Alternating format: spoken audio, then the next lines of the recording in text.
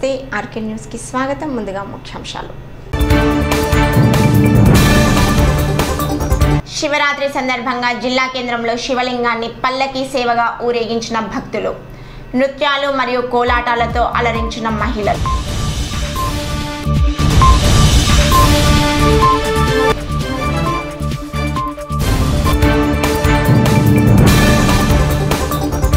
వనపర్తి జిల్లా వీపనగండ్ల చిన్నంబావి మండలాల్లో పలు అభివృద్ధి కార్యక్రమాలకు భూమి పూజలు చేసిన మంత్రి శ్రీనివాస్ గౌడ్.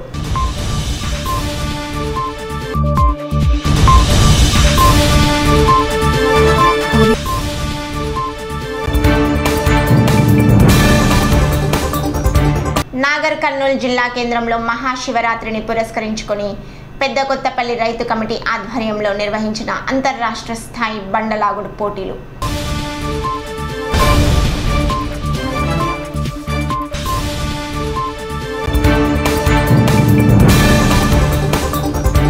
పాలమూరు యూనివర్సిటీలో బుధవారం జరగబోయే స్నాతకోత్సవానికి ముఖ్య అతిథిగా రానున్న గవర్నర్ నరసింహన్.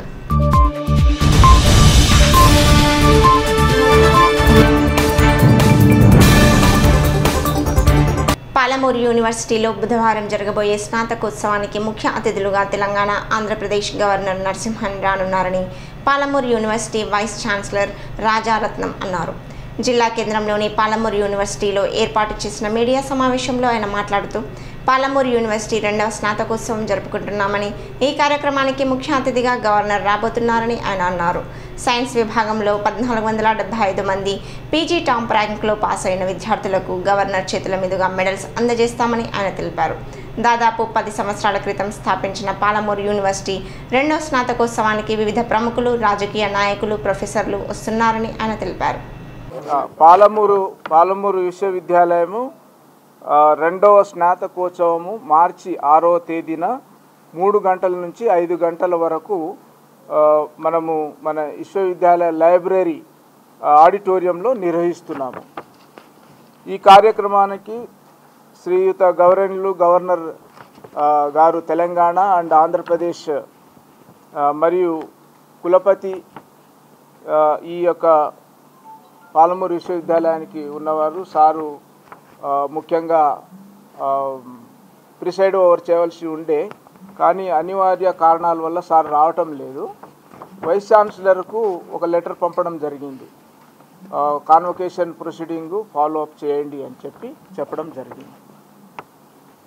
తర్వాత ఇక్కడ ముఖ్యంగా ఆచార్యులు శ్రీ ఎస్.పి. త్యాగరాజన్, పూర్వ ఉపకులపతి, మద్రాస్ విశ్వవిద్యాలయం, ఆయన మనకు ఘనత వహించిన ఆచార్యులు. ఆయన డీన్ పరిశోధన శ్రీ రామచంద్ర ఉన్నత విద్య మరియు పరిశోధన సంస్థ చెన్నై వారు స్నాతకోత్సవ ప్రసంగం ఆయన చేస్తారు. ఆయన కూడా గవర్నర్ గారిచే నియమించబడ్డారు. గవర్నర్ గారి మాత్రమే ప్రపోజ్ చేస్తారు మనకు చీఫ్ గెస్ట్ వచ్చేవాళ్ళు కూడా. కాబట్టి ఆయన ఈ స్నాతకోత్సవ ప్రసంగము చేయడం జరుగుతుంది. మొదటి స్నాతకోత్సవం మనకు నవంబర్ 29, 2014లో ఆచార్యులు శ్రీ ఏఎన్ రాయ్ గారు, నాక్ డైరెక్టర్ బెంగళూరు వారు ముఖ్య అతిథిగా రావడం జరిగింది. అప్పుడు 7,638 యూజీ పీజీ అవార్డులను మరియు 60 గోల్డ్ మెడల్ను బహుకరించడం జరిగింది ఆ మొదటి స్నాతకోత్సవంలో. 2వ స్నాతకోత్సవం 10 ఏండ్ల విశ్వవిద్యాలయానికి ప్రత్యేకత, ప్రాముఖ్యత కలిగిన మైలురాయిగా మనమందరము దీన్ని గ్రహించవలసి ఉన్నది. ఈ వేడుకలో విద్యా లోకానికి ఒక ప్రతిష్ట మరియు ఆనందం కలిగే క్షణం అని మనం అందరము గ్రహించాలా. ఎందుకంటే విద్యార్థుల ఉన్నత విద్య ఉత్తీర్ణత పాలమూరు విశ్వవిద్యాలయంకు ఒక గొప్ప విజయం ప్రతిబింబించడానికి దోహదం చేస్తుందన్నమాట. ఇంకోటి ఏంటంటే మనం 10 ఏండ్ల తర్వాత ఈ స్నాతకోత్సవాన్ని 2వ స్నాతకోత్సవాన్ని చేసుకోవడానికి చిన్నపాటి మనకు రీజన్స్ కూడా ఉన్నాయి. ఏంటంటే అప్కమింగ్ యూనివర్సిటీ, మనము యూనివర్సిటీ సంవత్సరానికి రూపుదిద్దుకోవడం జరిగింది. తర్వాత నేను వచ్చిన తర్వాత మనకు ముఖ్యంగా న్యాక్ లేదు, న్యాక్ అక్రిడేషన్ లేక న్యాక్ అక్రిడేషన్ కోసం పోయి న్యాక్ కోసం మేము దాదాపు ఒక 2 సంవత్సరాలు పనిచేసిన తర్వాత మనకు 2017 నుంచి 2018 మధ్యన న్యాక్ పీర్ టీమ్ కానివ్వండి, లేకపోతే న్యాక్ అధికారులు మనతో చేసిన లావాదేవీలను అనుగుణంగా మనకు డిసెంబర్ 18, 2018కు మనకు న్యాక్ గ్రేడ్ రావడం జరిగింది. దానివల్ల ముఖ్యంగా నేను ఈ స్నాతకోత్సవాన్ని కొంచెం పోస్ట్పోన్ చేసుకోవడం జరిగింది. అందులో ముఖ్యంగా ఈ మధ్యన మనకు స్టేట్ ఎలక్షన్స్ రావడం ఒకటి జరిగింది. యాక్చువల్గా ఈ స్నాతకోత్సవం నేను జనవరి డిసెంబర్లోనే చేయాలని పూనుకున్నాను. తర్వాత ఈ ఎలక్షన్స్ రావడం వల్ల నేను నవంబర్ నుంచి కరస్పాండ్ చేస్తే ఇప్పుడు ఈ నెలలో మనకు ఈ స్నాతకోత్సవం జరుపుకోవడానికి అవకాశం కలిగింది. అదొక రీజన్ అన్నమాట.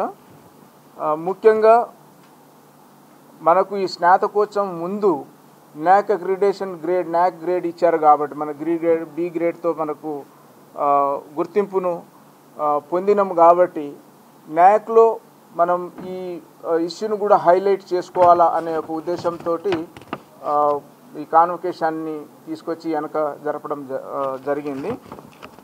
ముఖ్యంగా స్నాతకోత్సవ కార్యక్రమానికి ముఖ్య అతిథిగా పాలమూరు విశ్వవిద్యాలయ కార్యనిర్వాహక కమిటీ మేము ప్రత్యేక సమావేశం జరుపుతుంది. ముఖ్యంగా స్నాతకోత్సవ ప్రారంభ ఊరేగింపు వేడుకలో ఉన్నత అధికారులు, ఉపకులపతులు, రిజిస్ట్రార్లు, పాలక మండలి సభ్యులు మరియు ముఖ్య అతిథులు పాల్గొంటారు. అనుమతి అసలు గోల్డ్ మెడల్స్ అసలు ఏంటంటే మనం ముఖ్యంగా ఈ స్నాతకోత్సవంలో జరిపేది ఏంటంటే రీసెర్చ్ విద్యార్థులు ఎవరైనా పిహెచ్డీలు చేస్తే మనం పిహెచ్డి అవార్డ్స్ చేస్తాం. కానీ మన దగ్గర పిహెచ్డి చేసిన విద్యార్థులు లేరు. నేను వచ్చిన తర్వాత ఫస్ట్ బ్యాచ్ స్టూడెంట్స్ దాదాపు 26 మంది విద్యార్థులు 5 ఫ్యాకల్టీలో మాత్రమే వాళ్ళు పిహెచ్డీలు చేస్తున్నారు. మొన్న రీసెంట్గానే పార్ట్ 1 రిజల్ట్ ఇచ్చాము. వాళ్ళు పార్ట్ 2 సబ్మిట్ చేసుకోవడానికి దాదాపు వాళ్ళకు ఒక 3 సంవత్సరాల గ్యాప్ ఉంటుంది. వాళ్ళు చేసుకుంటే కానీ మనకు పిహెచ్డి విద్యార్థులు రారు. అందుకని ఇందులో పిహెచ్డి విద్యార్థులు లేరు ప్రస్తుతం. అందుకని పోస్ట్ గ్రాడ్యుయేషను తర్వాత అండర్ గ్రాడ్యుయేషను మన విశ్వవిద్యాలయాల్లో ఎవరైతే పూర్తి చేసుకుంటారో ఆ పిల్లలకు మాత్రమే మనము గోల్డ్ మెడల్స్ తర్వాత వాళ్ళ డిగ్రీ సర్టిఫికేట్స్ ప్రదానం చేయడం జరుగుతుంది. అది ముఖ్యంగా మనం చేస్తాము. ప్రతి చోట ప్రతి విషయాన్ని ఒక పరిగణలో తీసుకోవడానికి మన యొక్క టీచర్సు, నాన్ టీచింగ్ స్టాఫ్ అందరినీ ఒక టీమ్ స్పిరిట్లో అందరికీ ఒక గ్రూప్గా చేసి కమిటీలు ఏర్పాటు చేయడం జరిగింది.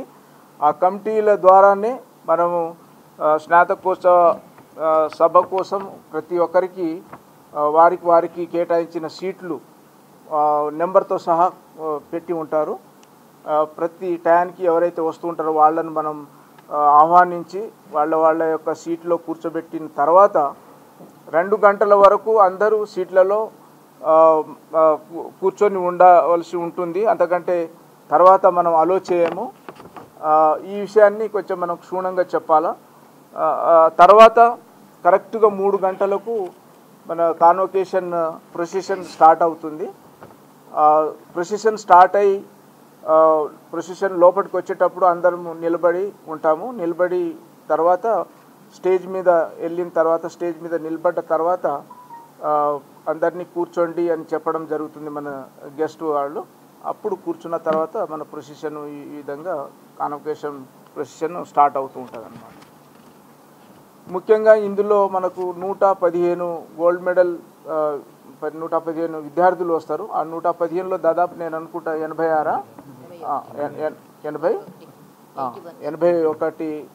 విద్యార్థులు వాళ్ళు అప్లై చేసుకున్నారు.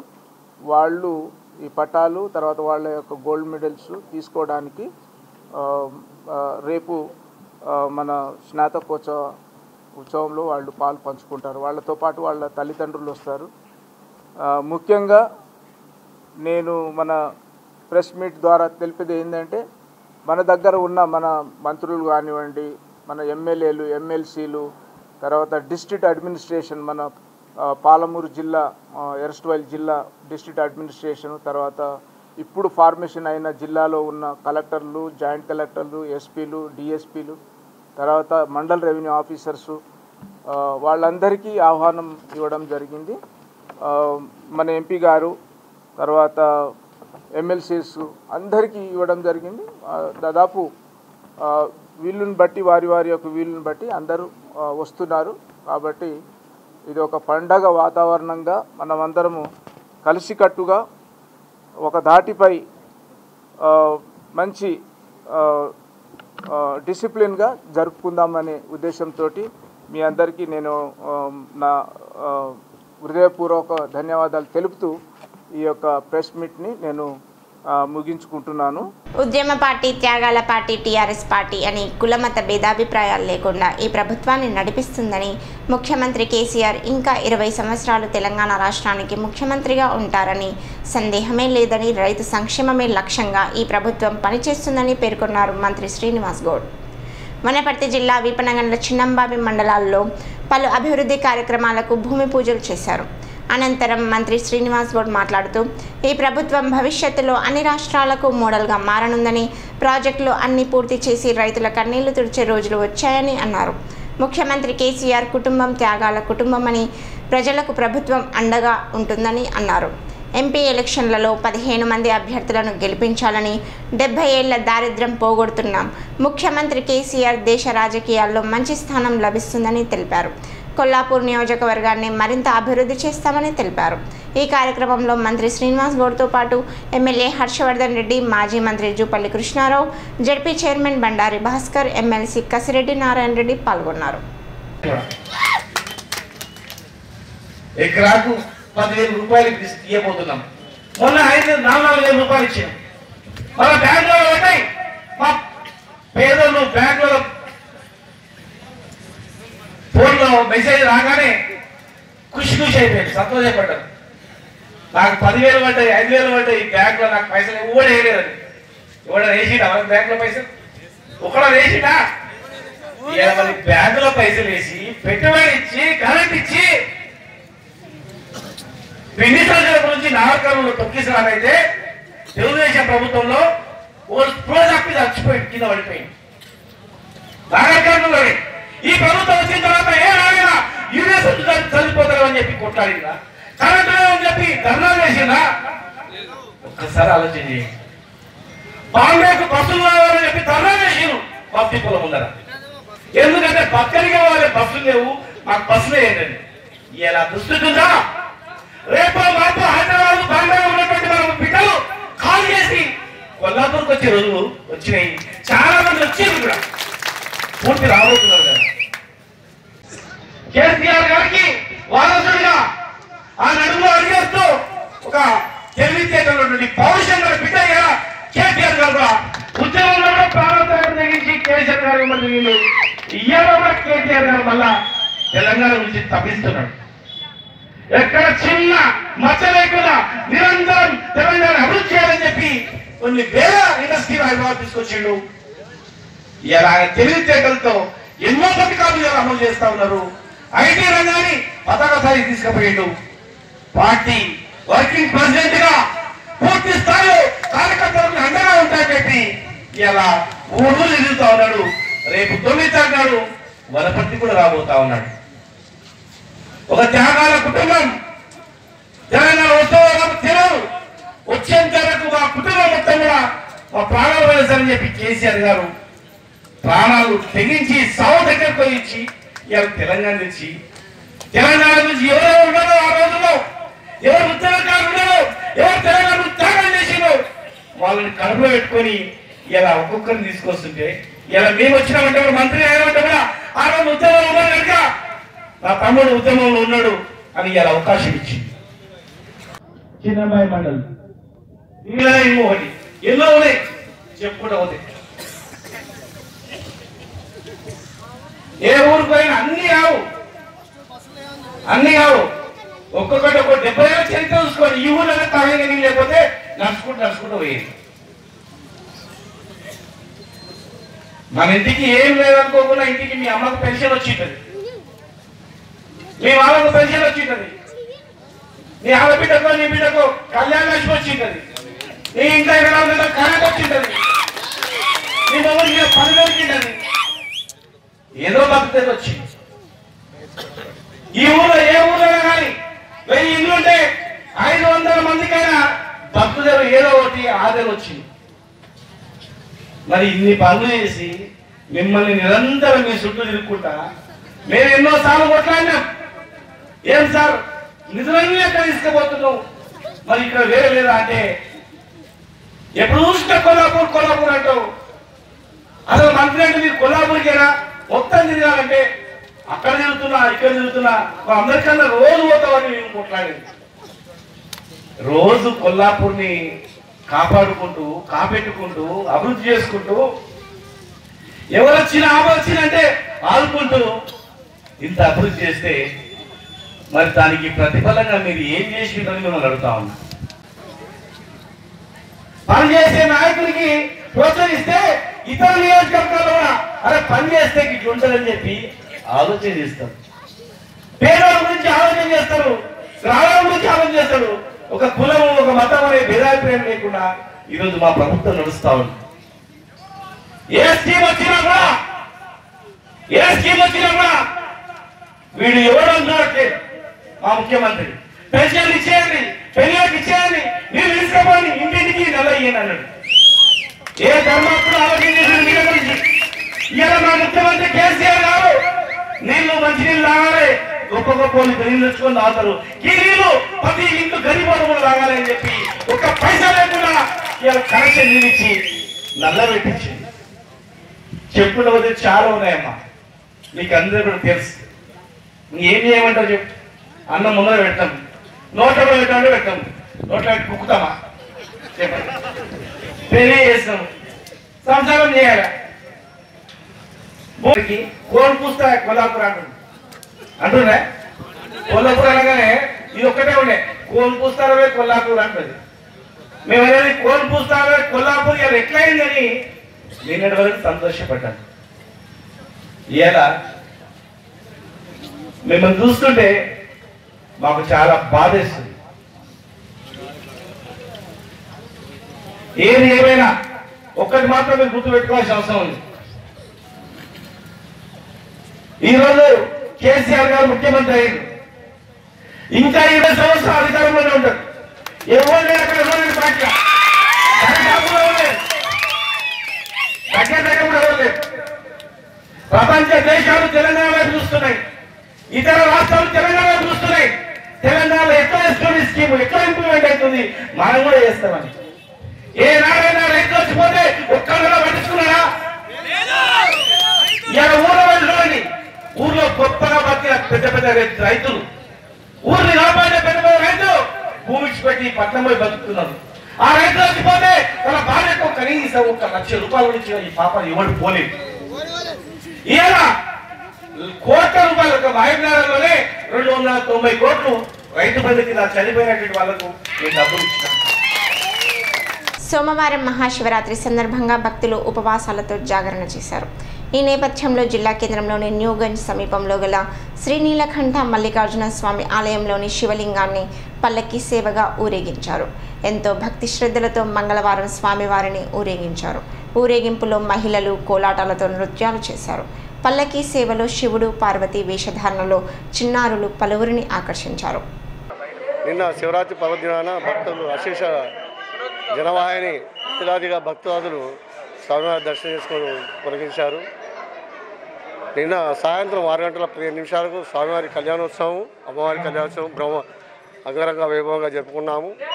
ఈరోజు పల్లకి సేవ కార్యక్రమం ప్రారంభిస్తున్నాము. ఇప్పుడు ఈ పల్లకి సేవ ఊరేగింపు కార్యక్రమం పురవీధగుండగా ప్రారంభమై మళ్ళీ స్వామివారి సన్నిధానికి చేరుకున్నాక అన్నదాన కార్యక్రమం ఉంటుంది.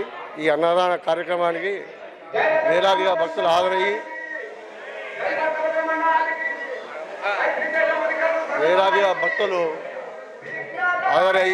ఈ అన్నదాన కార్యక్రమం దిగ్విజయం చేయాలని మనవి చేస్తున్నాం.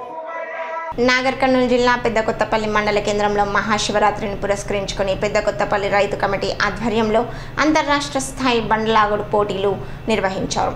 ఈ పోటీలకు వివిధ ప్రాంతాల నుండి భారీ సంఖ్యలో వృషభరాజులు పాల్గొన్నాయి. ఈ వృషభరాజుల బల ప్రదర్శనను చుట్టుప్రక్కల ప్రాంతాల నుండి పెద్ద ఎత్తున ప్రజలు, రైతులు పాల్గొని తిలకరించారు. ఈ పోటీల్లో గెలుపొందిన ఎడ్ల జతలకు నిర్వాహకులు బహుమతులు అందజేశారు. ఇదే విధంగా ప్రతి సంవత్సరం మహాశివరాత్రి నాడు ఈ పోటీలను నిర్వహిస్తామని పేర్కొన్నారు.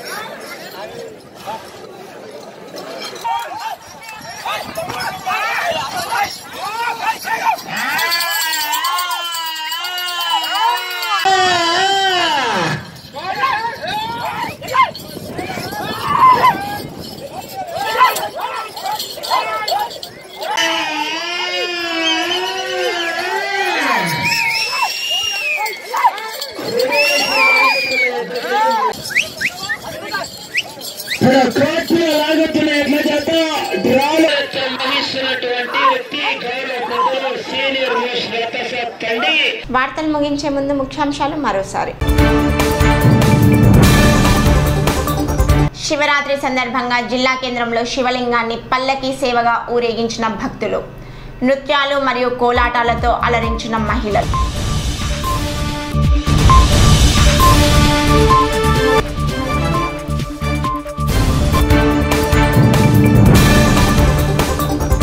వనపర్తి జిల్లా వీపనగండ్ల, చిన్నంబావి మండలాల్లో పలు అభివృద్ధి కార్యక్రమాలకు భూమి పూజలు చేసిన మంత్రి శ్రీనివాస్ గౌడ్.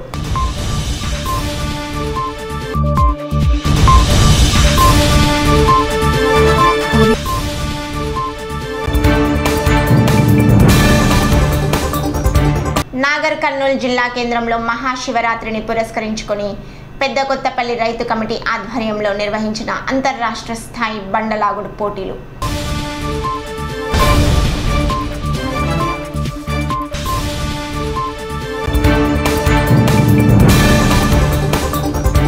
పాలమూరు యూనివర్సిటీలో బుధవారం జరగబోయే స్నాతకోత్సవానికి ముఖ్య అతిథిగా రానున్న గవర్నర్ నరసింహన్.